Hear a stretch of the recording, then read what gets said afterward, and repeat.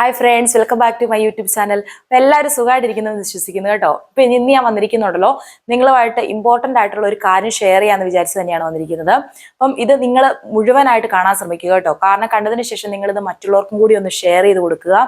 കാരണം ഇങ്ങനെയുള്ള കാര്യങ്ങളൊക്കെ ജർമ്മനിയിൽ പണ്ട് നടന്നിരുന്നില്ല. പക്ഷെ ഇപ്പോൾ ഓരോ ദിവസം കഴിയുന്നതോടും ഇങ്ങനെയുള്ള ഫേക്ക് ആയിട്ടുള്ള കാര്യങ്ങളൊക്കെ ഒത്തിരി നടക്കുന്നുണ്ട്. ഞാൻ ഒരുപാട് അങ്ങോട്ട് പറഞ്ഞ് വലിച്ചു നീട്ടുന്നില്ല, പെട്ടെന്ന് തന്നെ നമുക്ക് വീഡിയോയിലോട്ട് പോകാം.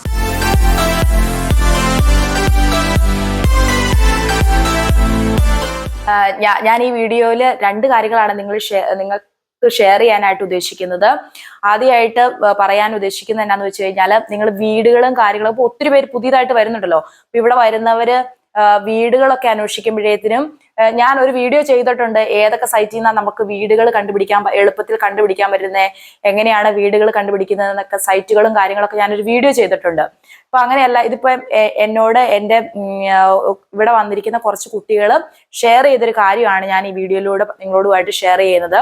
അവര് വീടിന് വേണ്ടി ഫേസ്ബുക്കിൽ നമുക്കിങ്ങനെ മാർക്കറ്റ് പ്ലേസ് ഉണ്ടല്ലോ, അപ്പൊ അതിൽ നിന്ന് ഒരു പരസ്യം കണ്ട് അവര് റിക്വസ്റ്റ് അയച്ചു. അപ്പൊ അവര് എന്തൊരു ഏജൻസിയാന്നാണ് പറയുന്നത്. അപ്പൊ അവര് പറഞ്ഞു അവർ വീടിന്റെ വീഡിയോയും കാര്യങ്ങളൊക്കെ അയച്ചു കൊടുത്തു. അപ്പൊ അവർക്ക് സമയമില്ല ഇവരെ വീട് കാണിക്കാനായിട്ട് ഒരു അപ്പോയിന്റ്മെന്റ് കൊടുക്കാൻ ഇവർക്ക് സമയമില്ല. അപ്പൊ ഇവര് ആവശ്യക്കാരാണെന്ന് അവർക്ക് മനസ്സിലായി. അതുകൊണ്ട് തന്നെ അവർ പറയുക, ഞങ്ങൾ ഈ വീട് നിങ്ങൾക്ക് വേണ്ടി ബ്ലോക്ക് ചെയ്ത് വെക്കാം. നിങ്ങൾ പൈസ, അതായത് നമ്മളൊരു വീട് എടുക്കുമ്പോഴത്തേക്കും ഇവിടെ 2 മാസത്തെ അല്ലെ 3 മാസത്തെ പൈസ നമ്മൾ ഓൾറെഡി അവർക്ക് കൊടുക്കണം, വാടക കൂടാതെ. അതാണ് സെക്യൂരിറ്റി കൊടുക്കണം. അപ്പം അങ്ങനെ നിങ്ങൾ പൈസ താ, അപ്പൊ ഞങ്ങൾ ഈ വീട് ബ്ലോക്ക് ചെയ്ത് വെക്കാം, എന്നിട്ട് നിങ്ങൾക്ക് താക്കോൽ തരാനായിട്ട് ഞങ്ങൾ വരാന്നാണ് പറയുന്നത്. അങ്ങനെയുള്ള കാര്യങ്ങൾ നമ്മളപ്പോ അതുകൊണ്ട് വീടിന് നമ്മൾ ഫേസ്ബുക്ക് ഗ്രൂപ്പുകൾ വഴിയൊക്കെ നിങ്ങൾ റിക്വസ്റ്റുകൾ അയക്കുന്നുണ്ട്. ഇങ്ങനെയൊക്കെ അവർ പറയുമ്പോൾ നിങ്ങൾ പൈസയൊന്നും ഒരു കാരണവശാലും ഇട്ട് കൊടുക്കരുത്. ഇത് ഫേക്ക് ആയിട്ടുള്ള കാര്യമാണ്.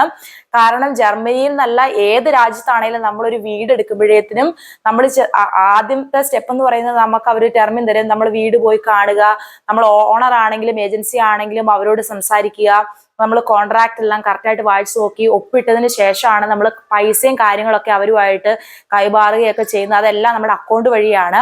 അല്ലാതെ ഈ വീട് എടുക്കുന്നതിന് മുമ്പ് നമ്മളൊരു വീട് കണ്ടു, വീട് ബുക്ക് ചെയ്ത് വെക്കാമെന്നൊന്നും പറഞ്ഞു കഴിഞ്ഞ് അങ്ങനെ പറയുന്ന കാര്യങ്ങളെല്ലാം ഫേക്കാണ്. കാരണം നമ്മളിപ്പോൾ ഇൻ കേസ് നമ്മൾ പൈസ ഇട്ട് കൊടുത്തു കഴിഞ്ഞാൽ പിന്നെ ഈ പരസ്യമോ ചിലപ്പോൾ ഈ കോണ്ടാക്ട് നമ്പറുകളോ കാര്യങ്ങളോ ഒന്നും കാണിയല്ല. ആ കുട്ടികൾക്ക് നിരന്തരം ഒരു മെസ്സേജ് അയച്ചുകൊണ്ടിരിക്കുക, നിങ്ങൾ പൈസ ഇട്, നിങ്ങൾക്ക് ഞങ്ങളെ വിശ്വാസമില്ലേ, ഞങ്ങൾ പറ്റീരുകാരൊന്നുമല്ല, അങ്ങനെയാണ് ഇങ്ങനെയാന്നൊക്കെ പറഞ്ഞുകൊണ്ട് മെസ്സേജ് അയച്ചുകൊണ്ടിരിക്കുക. നമ്മളൊരു ജെന്യൂൻ ആയിട്ടുള്ള ഒരാളാണ്, അല്ല ആ വീടിന്റെ ഓണർ അല്ല ഏജൻസി എങ്കിലും ഒരിക്കലും നമുക്ക് ഇങ്ങോട്ട് ഇങ്ങനെ മെസ്സേജ് അയച്ചുകൊണ്ടിരിക്കുകയല്ല. കാരണം ജർമ്മനി എല്ലാവരും വീടിന് അങ്ങോട്ടാണ് ആവശ്യക്കാർ. അപ്പൊ അവർക്കാണ് ഭയങ്കര ഡിമാൻഡായിട്ട് അവരിയ്ക്കും. നമ്മൾ വേണം അവരോട് റിക്വസ്റ്റ് ചെയ്യാൻ, അവരിങ്ങോട്ട് തിരിച്ചു വരും. അത് ഫേക്ക് ആയതുകൊണ്ട് അങ്ങനെ സംഭവിക്കുന്നത്. അപ്പൊ പുതിയതായിട്ട് വരുന്നവരെ പിള്ളേരൊക്കെ അറിയത്തില്ലാതെ നമ്മുടെ നമ്പറുകൾ ഷെയർ ചെയ്യുവോ, നമ്മുടെ പേഴ്സണൽ ഡീറ്റെയിൽസ് അവരുമായിട്ട് ഷെയർ ചെയ്യുകയോ ചെയ്യരുത്. ഇവർക്ക് ആ ഏജൻസി ഒരു നമ്പർ കൊടുത്തു, ആ നമ്പറിൽ കോൺടാക്ട് ചെയ്യാൻ പറഞ്ഞു.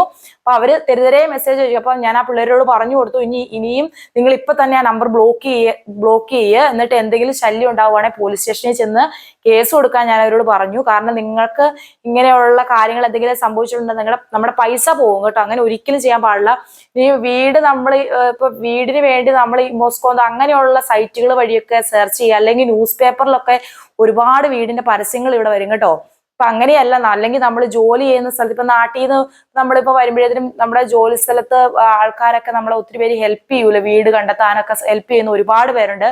അങ്ങനെ ഏതെങ്കിലും മാർഗങ്ങൾ സ്വീകരിക്കുക. അപ്പൊ നിങ്ങൾ താമസിക്കുന്നതിന്റെ അടുത്തൊക്കെ മലയാളികളില്ല, നമ്മളെ ഹെൽപ്പ് ചെയ്യാൻ ആരും ഇല്ലെങ്കിൽ നമുക്ക് ജെന്യൂൻ ആയിട്ട് തോന്നുന്ന ആളുകളുടെ അടുത്ത് നിന്ന് മാത്രം, നമുക്ക് അടുത്തറിയാവുന്ന ആൾക്കാരിൽ നിന്ന് മാത്രമേ സഹായം സ്വീകരിക്കാവുള്ളൂ. ഇങ്ങനെയുള്ള ഫേക്ക് ആയിട്ടുള്ള ഒരു കാര്യത്തിൽ നിങ്ങൾ പോയി വീടരുത്. അതുപോലെ തന്നെ രണ്ടാമത്തെ കാര്യം എന്ന് പറയുന്നത്, ഇപ്പം പണ്ടൊന്നും ഇങ്ങനെ ഇല്ലായിരുന്നു. കുറച്ച് നാൾ മുമ്പ് തൊട്ട് ഇങ്ങനെ നമ്മുടെ പേഴ്സണൽ നമ്പറുകളോട്ട് കോള് വരിക, നിങ്ങളുടെ പേഴ്സണൽ ആയിട്ടുള്ള ഡീറ്റെയിൽസ് ചോദിക്കുക. അപ്പം നമ്മൾ ഫോൺ വഴി വിളിക്കുമ്പോഴത്തേനും നമ്മളിപ്പോ നാട്ടിൽ അങ്ങനെയുള്ള സംഭവങ്ങളൊക്കെ നടക്കുന്നില്ല എന്ന് പറഞ്ഞ പോലെ ജർമ്മനിയിലും ഉണ്ട്. ഒരുപാട് ഫേക്ക് ആയിട്ടുള്ള കാര്യങ്ങളുണ്ട്. നമ്മളോട് വിളിക്കുക, നിങ്ങളുടെ ബാങ്കിന്റെ ഡീറ്റെയിൽസ് തരാൻ പറയുക, അല്ലെങ്കിൽ നമ്മുടെ പാസ്പോർട്ട് ഡീറ്റെയിൽസ് തരാൻ പറയുക, നമ്മുടെ ബാങ്കിലോ അല്ലെങ്കിൽ ഇന്ന അക്കൗണ്ടിലോട്ട് ഇത്ര പൈസ അയക്കാൻ പറയുക. അങ്ങനെയുള്ള ഒരുപാട് കോളുകളൊക്കെ വരും. അപ്പൊ നമ്മൾ വിചാരിക്കും, സത്യസം ചിലക്കും നമ്മൾ പറയും നമ്മുടെ സ്പ്രാക്കാസ് അക്കൗണ്ടാന്ന് വെച്ചാൽ ബാങ്കിന്റെ ഇത്, അപ്പൊ അവിടുന്നാ വിളിക്കുന്നതെന്ന് പറഞ്ഞായിരിക്കും വിളിക്കുന്നത്. അപ്പൊ നമ്മൾ സത്യം പറഞ്ഞു കഴിഞ്ഞാൽ നേര് വിശ്വസിക്കും. ഇത് ഫേക്ക് അല്ലെന്ന് വിചാരിച്ച് നമ്മൾ ചിലപ്പോൾ ചെയ്തെന്ന് വരും. അപ്പം അങ്ങനെ നമ്മൾ ഫോൺ കോൾ വഴി വിളിച്ചതിന് നമ്മൾ റിപ്ലൈ കൊടുക്കാനോ നമ്മുടെ ഇൻഫർമേഷൻസ് പാസ് ചെയ്യാനോ ഉള്ള ഒരു ഇതും റൈറ്റും ജർമ്മനിയിലില്ല. ഇപ്പൊ അങ്ങനെ പറയുക, നിങ്ങൾക്ക് ഇത് ജെന്യൂൻ ആയിട്ട് തോന്നുക എന്നുണ്ടെങ്കിൽ പോലും നിങ്ങൾ പറയുക, നിങ്ങൾ ഞങ്ങൾക്ക് ഒരു ടെർമിൻ താ, ഞങ്ങൾ ആ അപ്പോയിന്റ്മെന്റ് സമയത്ത് ഞങ്ങൾ അവിടെ വരാമെന്ന് പറയുക. അല്ലാതെ ഫോൺ വഴി ഒരു ഇൻഫർമേഷൻ പാസ് ചെയ്യരുത്. കാരണം കുറച്ചു നാൾ മുമ്പ് എനിക്കിങ്ങനെ പല കോളുകളിൽ നിന്ന്, പല നമ്പറുകളിൽ നിന്ന് ഇങ്ങനെ കോള് വരുമായിരുന്നു. കാരണം ഞാൻ പേടിച്ചിട്ട് എന്നെ ഫോൺ ഓഫ് ചെയ്ത് വരെ വെച്ചു. ഫോൺ ഓൺ ആക്കിയ പിന്നെയും കോള് വരും. ലാസ്റ്റ് എനിക്ക് പേടിയായി. ഇത് തുടക്കം എന്ന് പറയുന്ന ഒരു മാഗസിൻ വഴിയായിരുന്നു. എനിക്ക് എന്റെ വീട്ടിലെ ഞങ്ങളുടെ വീട്ടിലെ അഡ്രസ്സിലോട്ട് ഒരു മാഗസിൻ വരികയും, കാരണം ഞാൻ ഇത് ബെസ്റ്റെല്ലാം ചെയ്തെന്ന് പറഞ്ഞാണ് വരുന്നത്. അപ്പൊ എനിക്ക് എല്ലാ മാസവും വരും, ഇത്ര രൂപ നീ അടയ്ക്കണം എന്ന് പറഞ്ഞായിരുന്നു വന്നത്. അതിനുശേഷമാണ് ഇമെയിൽ അഡ്രസ്സ്, എന്റെ നമ്പർ, എന്റെ അഡ്രസ്സ് ഇതൊക്കെ എങ്ങനെ കിട്ടിയെന്ന് പോലും എനിക്കറിയത്തില്ല. ഞാൻ ഇങ്ങനെ ഒരു സൈറ്റിൽ ഫോണിലോ എവിടെയും ക്ലിക്ക് ചെയ്യുവോ അങ്ങനെ ഒരു കാര്യങ്ങളും ഞാൻ ചെയ്തില്ല. എനിക്ക് ഒരു കോൾ ഒന്നും വന്നില്ലായിരുന്നു. പക്ഷെ എങ്ങനെ ഇത് സംഭവിച്ചെന്ന് എനിക്ക് പോലും അറിയത്തില്ല. അപ്പൊ ഞാൻ ലാസ്റ്റ് ഒരാഴ്ചയായി എനിക്ക് സത്യം പറയുകയാണെ പേടിയായി. കാരണം നമുക്കിപ്പോ ഏതാ യഥാർത്ഥ കോൾ വരുന്നത്, ഏതാ സ്പാം കോൾ എന്ന് പോലും തിരിച്ചറിയാൻ പാടില്ലാത്ത അവസ്ഥയായി പോയി. ലാസ്റ്റ് ഞാൻ പോലീസ് സ്റ്റേഷനിൽ പോയി കംപ്ലൈന്റ് ചെയ്തേ. ഞാൻ വരുന്ന നമ്പറുകളെല്ലാം ഒരു പേപ്പറിൽ എഴുതി വെച്ചു. ഒരു 150 നമ്പർ ഉണ്ടായിരുന്നു. പോലീസുകാരുടെ അടുത്ത് ചെന്നപ്പോഴത്തേനും അവര് പറയും അവർക്ക് പോലും കണ്ടെത്താനായിട്ട് പറ്റത്തില്ലെന്ന്. കാരണം എന്താണെന്ന് വെച്ചാൽ ചില കോളുകൾ ജർമ്മനിയിൽ നിന്ന് വരുന്നതാണ്, ചിലത് വേറെ പല രാജ്യത്തുനിന്ന് വരുന്നതാണ്. അതെല്ലാം ഈ നെറ്റ് കോളുകളായിരുന്നു കേട്ടോ. അപ്പൊ അവര് പറഞ്ഞു, അപ്പൊ ഞാൻ എനിക്ക് വന്ന മെയിലും കൂടി അവരെ കാണിച്ചപ്പോൾ അവര് പറഞ്ഞു നീ ഇങ്ങനെ പോലീസ് സ്റ്റേഷനിൽ പോയി കംപ്ലൈന്റ് ചെയ്യൂ എന്ന് പറഞ്ഞ് അവർക്കൊരു മെയിൽ അയക്കാൻ പറഞ്ഞു. അപ്പൊ ഞാൻ അത് പോലീസുകാർ പറഞ്ഞതനുസരിച്ച് ഞാൻ അവർക്ക് മെയിൽ അയച്ചു.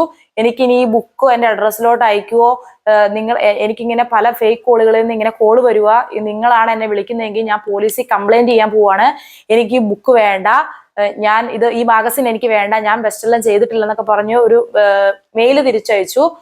അതിനുശേഷം ശരിക്കും ആ മാഗസിന്റെ സംഭവത്തിൽ നിന്ന് വഴി എവിടുന്നായിരുന്നു എനിക്ക് കോളുകൾ വന്നത്.